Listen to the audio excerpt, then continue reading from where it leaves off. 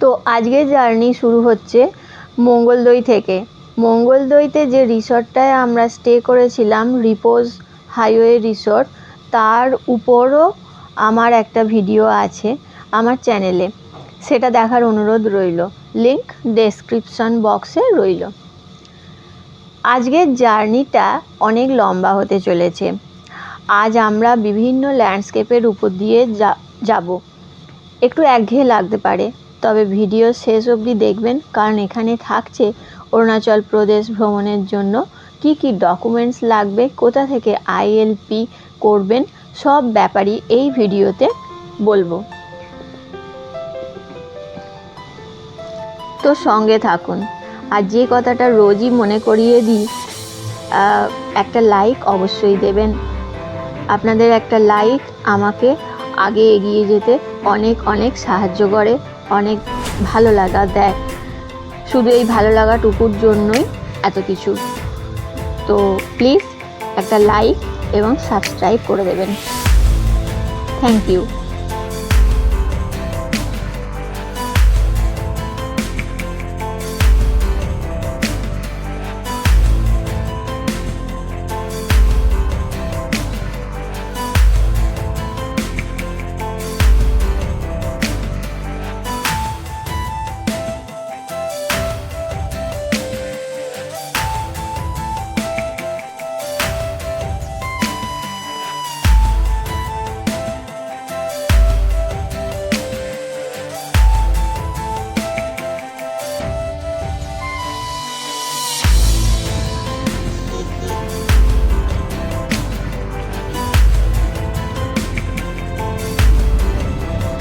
আমরা এখনও আসামেই রয়েছি। এখানকার রীতি অনুযায়ী গজরাজ যার মাথায় আশীর্বাদী সুর ছোঁয়ায়, তার যাত্রা শুভযাত্রা হতে চলেছে। তো আমি আর পিকু আমরাও পেয়ে গেছি তার সুরের ছোঁয়া। সেই আশীর্বাদী ছোঁয়া নিয়ে আমরা এগিয়ে চললাম। আমরা যাব মঙ্গলদৈ থেকে ঢেকিয়াজুলি হয়ে, বালিপাড়া, চারিদুয়ার হয়ে, ভালুকপং হয়ে বোমডিলা ঢুকবো। তো কেউ যদি চায় এই পথে না গিয়ে রূপা রোডটাও ওরাং হয়ে যেটা যাচ্ছে সেই রোডটাও নিতে পারে। আবার যারা গুয়াহাটি থেকে যাত্রা শুরু করছেন, তারা ব্রহ্মপুত্র নদের উপর যে সুদীর্ঘ কালিয়াভোমরা ব্রিজ রয়েছে সেটা পার করে তেজপুরের উপর দিয়েও ভালুকপংয়ে আসতে পারেন। তো এই ভালুকপংয়ে সবাইকেই আসতে হবে, কারণ এখানেই ILP চেক হবে। তো আমরা ওই চারিদুয়ার রোডের এখানে এসে গেছি। তো চারিদুয়ার রোডের এখানে চারটে, সব পথই নামেরি ন্যাশনাল পার্ক পড়বে। তো এখান থেকে BRO মানে বর্ডার রোড অর্গানাইজেশনের রাস্তা শুরু হলো। এখন আমরা নামেরি ন্যাশনাল পার্কের মধ্যে দিয়ে যাচ্ছি। দুপাশে একেবারে ঘন জঙ্গল, ঠিক যেমনটা আমরা ডুয়ার্স অঞ্চলে দেখতে পাই, ঠিক সেই ফিলিংসটা এখানে আবারও হচ্ছে।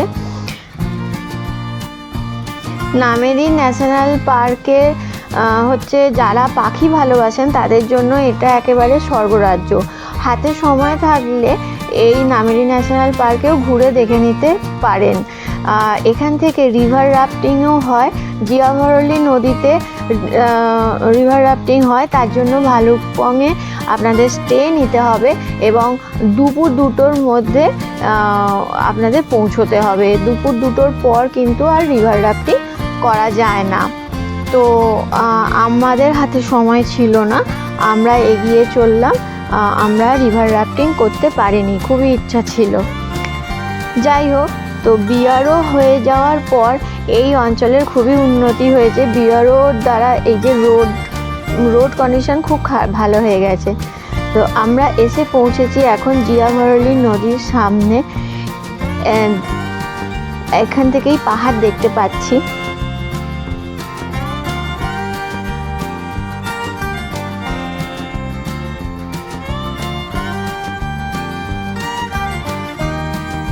তো হাতে সময় খুব কম, তাই সুদীপ্ত আমাদের তাড়া দিচ্ছে যে চলো তাড়াতাড়ি, আর এখানে দাঁড়ানো যাবে না। তো কেউ যদি চান এখানে ব্রেকফাস্টটাও সেরে নিতে পারেন। এর আশেপাশে অনেকগুলি ব্রেকফাস্ট কর্নার রয়েছে। অন দ্য ওয়ে একটা কথা বলে রাখি, এখানে যারা গুয়াহাটি থেকে আসছেন অরুণাচল প্রদেশ ভ্রমণের জন্য, তারা গুয়াহাটি থেকেই গাড়ি বুক করে নিতে হবে।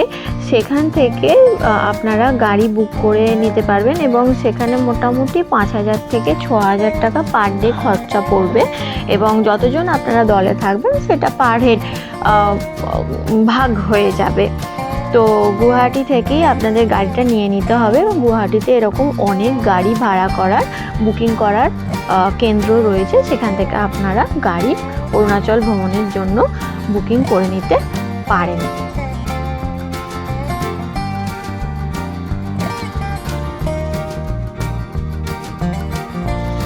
পৌঁছে গেছি ভালুকপংয়ের সেই বিখ্যাত গেটে। এখানেই এটা হচ্ছে অরুণাচল প্রদেশ প্রবেশ করার সেই দুয়ার, সেখানে আমরা এসে গেছি। এখানেই এই গেটের ওপারে এই জায়গাটায় আইএলপি শো করাবার জন্য চেকপোস্ট রয়েছে। এখানে আইএলপি চেক করিয়ে, ডকুমেন্টস চেক করিয়ে আমরা এগিয়ে চললাম।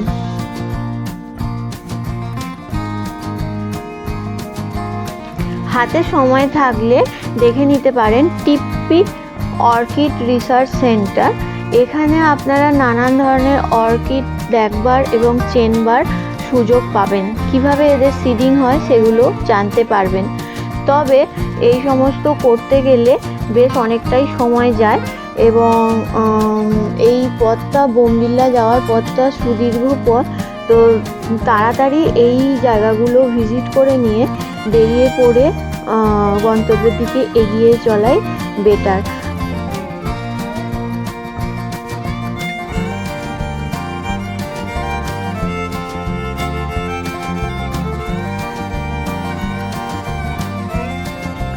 এইসব করতে করতে বেশ খানিকটা সময়ই পেরিয়ে যাবে। এরপর দ্রুত এগোতে হবে বোমডিল্লার পথে।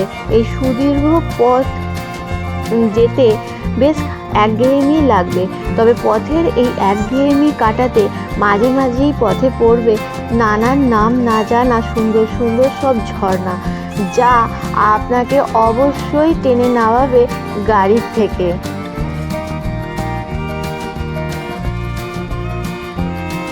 যেমন এই এবড়ো খেবড়ো পথ আস্তে আস্তে পার হয়ে আমরা এসে পৌঁছেছি একটা সুন্দর ঝর্ণার সামনে, তাই আমরা এখানে না নেমে পারলাম না। টেঙ্গা নদীর উপর এই যে সুন্দর ঝর্ণা, সেটাই আপনাদের এখন দেখাবো।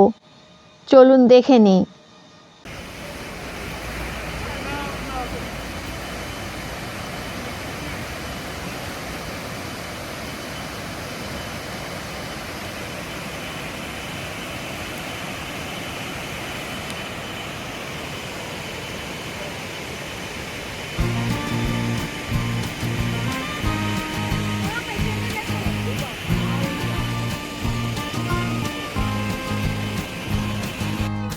কি দেখলেন তো, কি সুন্দর একটা ঝর্ণা, কাটিয়ে দিল পথের ক্লান্তি।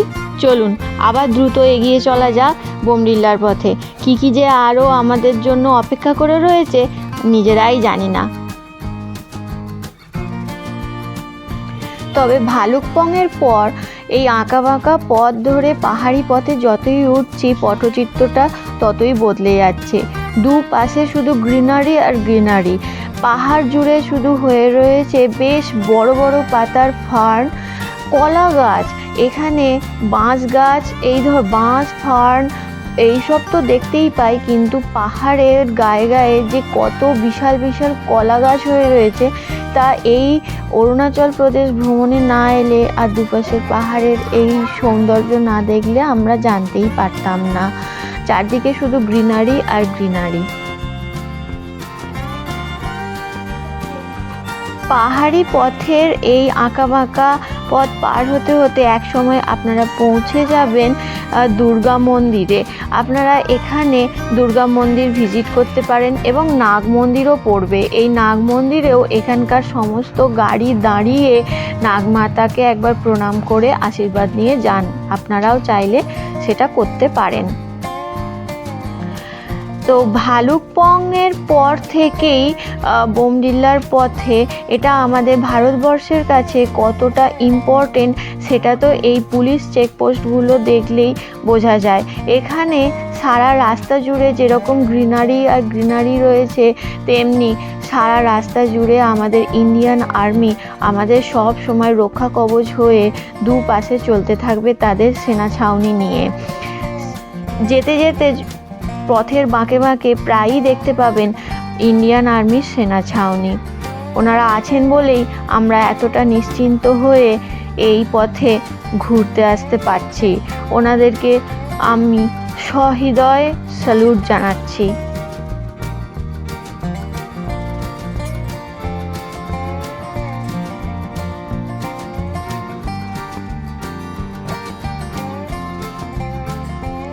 ইন্ডিয়ান আর্মির কথা ভাবতে ভাবতে আমরা এগিয়েই চললাম। বোমডিল্লা এখনও অনেক দূর, তবে আবারও আমরা গাড়ি থেকে নামতে বাধ্য হলাম এই ঝর্ণার সৌন্দর্য দেখতে। কি সুন্দর একটা ঝর্ণা! এখানে সমস্ত গাড়ি এবং তার মধ্যে টুরিস্টরা দাঁড়িয়ে ছবি, সেলফি এসব তুলছে। আমরাও সেগুলো থেকে বিরত থাকতে পারলাম না। দেখুন,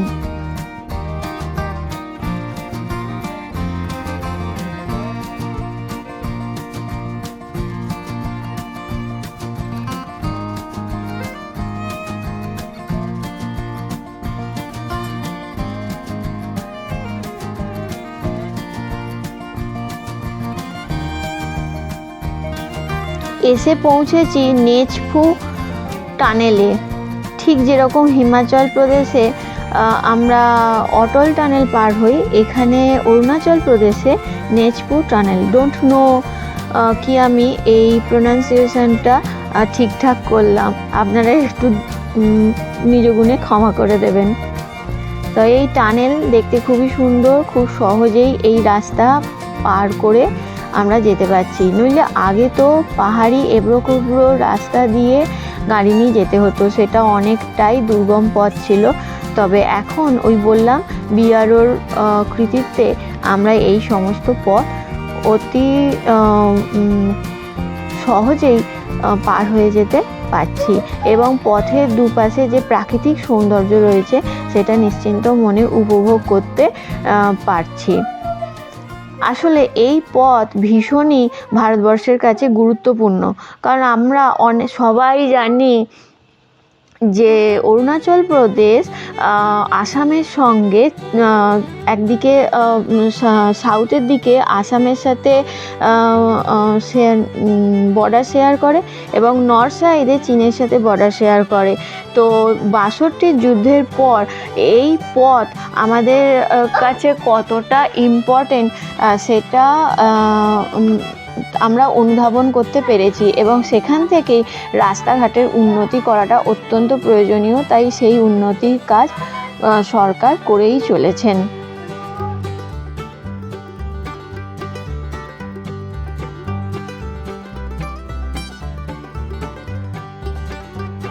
বোমডিল্লা যতই সুদীর্ঘ পথ হোক, পথের দুপাশের সৌন্দর্য আর এই পাহাড়ি বাঁকে বাঁকে যে রহস্য রয়েছে তা আবারও আমাদের গাড়ি থেকে টেনে নামাতে, গাড়ি থামাতে বাধ্য করলো।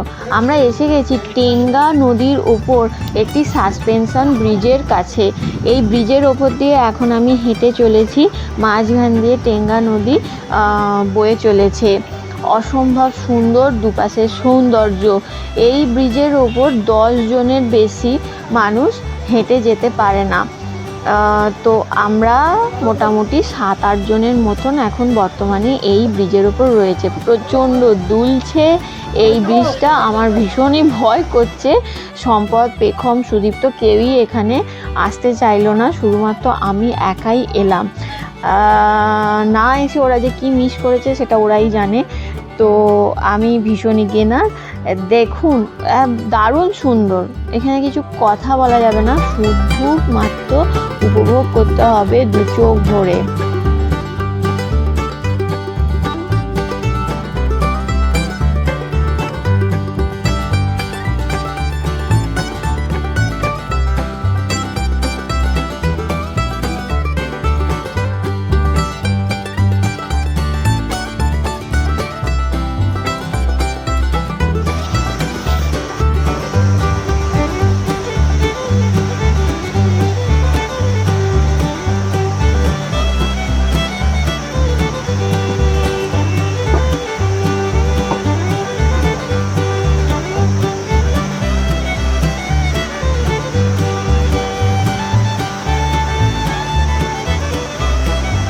টেঙ্গা নদীর ওপর এই ঝুলন্ত ব্রিজ, আমরা হেঁটে যাচ্ছি, ভীষণই ভয় করছে।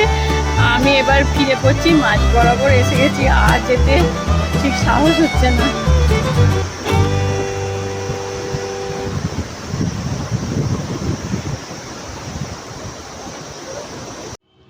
প্রচণ্ড হাওয়া দিচ্ছিল ওই ব্রিজে, তেমনি দুলছিল। তো সুদীপ্ত বলল চলো এবার বেরিয়ে পড়া যাক। তো আমরা বেরিয়ে পড়েছি ওখান থেকে, আবার বোমডিল্লার পথে আবার এগিয়ে চলেছি। কখনো এবড়ো খেবড়ো রাস্তা, কখনো আঁকাবাঁকা পাহাড়ি পথ, কখনো ভালো সুপ্রশস্ত রাজপথ, কখনো বা এবড়ো খেবড়ো মাটির পথ। এই দেখতে দেখতে সেনা ছাউনির বিভিন্ন ঘোড়শাল এই সমস্ত পার হতে হতে আমরা টেঙ্গা ভ্যালির উপর দিয়ে এগিয়ে চলেছি। এখানে দুপাশেই বললাম ওই ইন্ডিয়ান আর্মির সেনা ছাউনি রয়েছে। আমার বাঁ পাশ দিয়ে চলেছে টেঙ্গা ভ্যালি। এখানে অনেকেই পিকনিক করতে আসে, জায়গাটা খুবই সুন্দর, পিকনিক করার জন্য আদর্শ। একটা লোহার ব্রিজ আছে, সেই লোহার ব্রিজ দিয়ে নদী বয়ে চলেছে, ওই টেঙ্গা নদী বয়ে চলেছে, ওখান দিয়ে ওই নদীর পাড়ে যাওয়া যায়। তো ওখানে সবাই পিকনিক করতে আসে। আমরা এসে গেছি মোটামুটি বোমডিল্লার কাছে। খুবই দ্রুত গতিতে আমরা এগিয়ে চলেছি, প্রায় দুপুর হয়ে চলেছে। আমাদের পথে বিআরওর লোকজন দাঁড় করিয়ে দিয়েছে, হয়তো সামনে কিছু একটা হয়েছে। এই যে উপরে দেখুন বাঁদিকে একদম টপে দেখাচ্ছি যেখানটা, ওখানটায় ধস নামতে শুরু করেছে। তো আমাদের সব গাড়িগুলোকে এখানে দাঁড় করিয়ে রেখেছে। এই পাহাড়ি পথে এসব ঘটনা তো যখন তখন ঘটতেই থাকে। আমাদের এখানে প্রায় আধ ঘন্টা থেকে 45 মিনিট ওয়েট করতে হলো, অনেকটা লেট হয়ে গেল।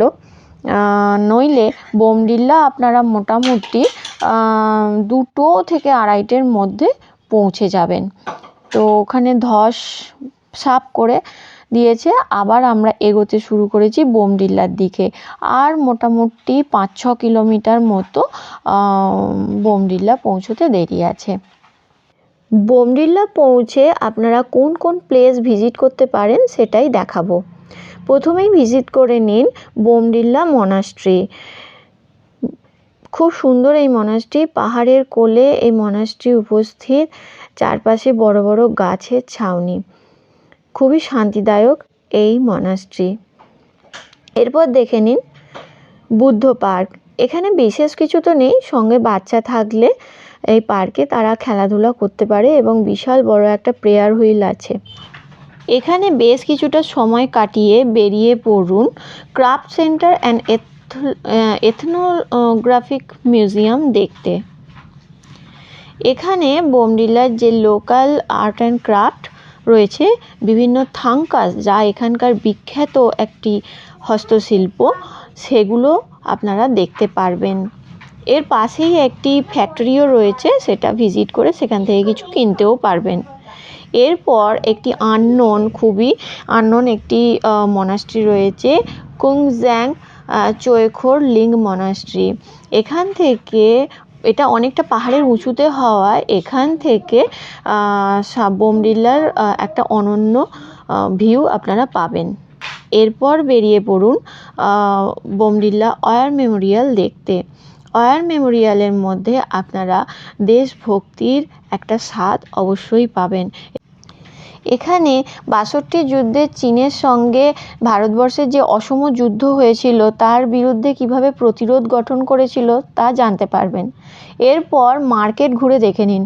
যে কোনো জায়গায় শিক্ষা সংস্কৃতি জানতে গেলে, কালচার বুঝতে গেলে সেখানকার মার্কেট অবশ্যই ঘুরে দেখা দরকার। এসব করতে করতে অনেকটাই সন্ধে হয়ে যাবে, তখন বোমডিলায় থাকার জন্য অনেক স্টে অপশান রয়েছে। তবে তার মধ্যে যেটা বেস্ট বলে আমার মনে হয়েছে সেটা হচ্ছে পাহাড়ের কোলে অবস্থিত ডুয়ে গিউ খিল গেস্ট হাউস। প্রোনাউন্সিয়েশনটা ভুল হতে পারে, আপনারা একবার গুগল করে দেখে নেবেন। এটা বোমডিলা মনাস্ট্রির একদম পাশেই রয়েছে। অ্যাকোমোডেশনগুলো খুবই পরিষ্কার পরিচ্ছন্ন, ঝকঝকে তকতকে। তো বোমডিল্লায় এক কথায় আপনারা Bomdila monastery, craft centre and ethnographic museum, Bomdila market, Buddha park, Kungzung Chokhorling monastery, Bomdila war memorial ঘুরে অবশ্যই দেখতে পারেন। আর হাতে সময় থাকলে অ্যাপেল গার্ডেনও ঘুরে দেখতে পারেন। আর যেটা আমি এখানে লিখিনি সেটা হচ্ছে এখানকার অসম্ভব সুন্দর একটা ভিউ। আমি লিখে দিতে পারি আপনাদেরকে, সারা ইন্টারনেট খুঁজে বেড়ালেও বোমডিল্লার এই মেঘের রাজত্বের যে সৌন্দর্য, এটা আপনারা কোথাও খুঁজে পাবেন না। এই সৌন্দর্য উপভোগ করতে করতে আমরা অভিভূত হয়ে গেছি। আপনারাও দেখে নিন সেই সৌন্দর্য, কি অসাধারণ এই প্রাকৃতিক সৌন্দর্য। সেই জন্যই বোধহয় বলে ভগবানের ওপর কোনো কিছুই নেই, তার সৃষ্টি এই প্রকৃতি অসম্ভব সুন্দর রূপ নিয়ে আমাদের সামনে ধরা দিল। আমরা শুধু দু চোখ ভরে শ্বাস নিয়ে এখানে এই দৃশ্য উপভোগ করতে পারলাম। মন তো চাইছিল যে এখানে ঘন্টার পর ঘন্টা বসে থাকি। বিশ্বাস করুন, ঘন্টার পর ঘন্টা বসে থাকলেও সময় কখন কেটে যাবে আপনারা সময়ের কোনো হিসেব রাখতে পারবেন না। কি অসাধারণ সুন্দর এই দৃশ্য, এটা আমি ভাষায় কিছুতেই প্রকাশ করতে পারবো না। এর জন্য আপনাদের অবশ্যই একবার অরুণাচল প্রদেশের এই অঞ্চলে আসতে হবে। কখনো সময় পেলে অবশ্যই এই অরুণাচল প্রদেশের বোমডিল্লা একবার ভিজিট করে যাবেন। তো আজ আমরা বোমডিল্লাতেই আমাদের যাত্রা শেষ করছি। বোমডিল্লার এই মেঘের রাজত্বে নিজেদের মনকে ভাসিয়ে দিয়ে আমরা এর মধ্যেই কোথাও যেন একটা হারিয়ে গেছি।